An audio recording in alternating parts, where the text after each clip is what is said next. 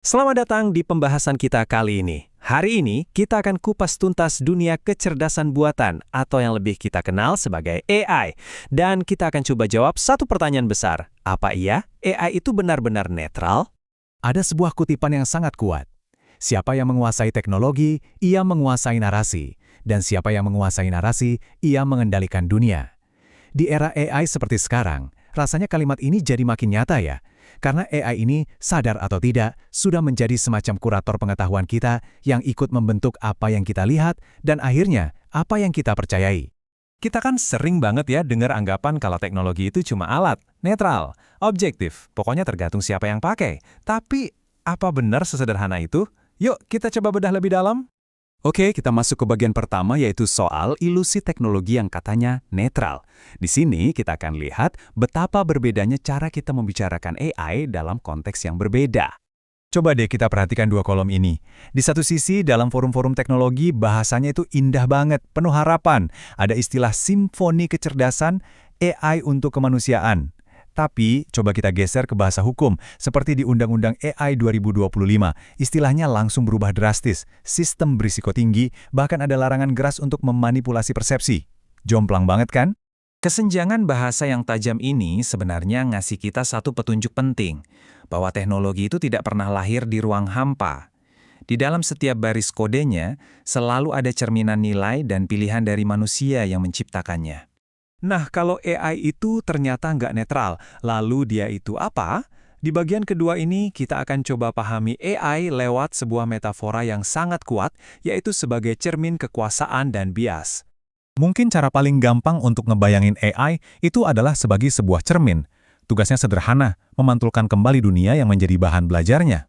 Nah, disinilah pertanyaan krusialnya muncul.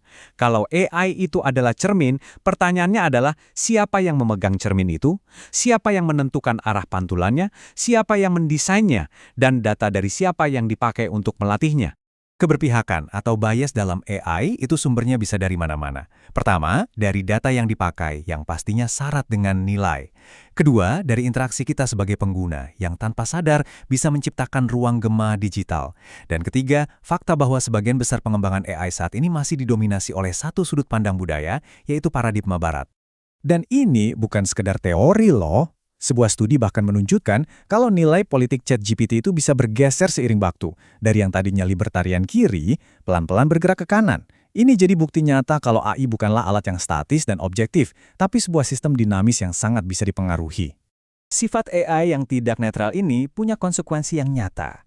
Bukan cuma di dunia politik, tapi juga dalam kehidupan kita sehari-hari. Bahkan sampai ke kemampuan kita untuk terhubung dengan sesama manusia. Kita semua pasti familiar dengan paradoks ini.